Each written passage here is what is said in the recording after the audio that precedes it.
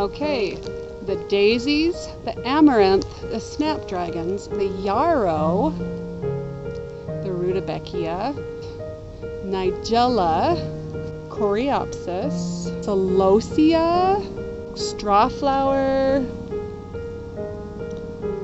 Those were all winter sown.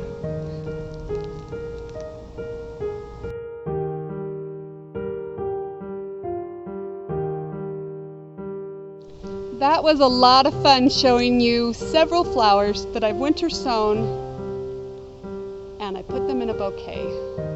So much fun. I love designing. I grew every one of these flowers in my yard, Utah up against the Wasatch Mountain. You guys just have fun with it.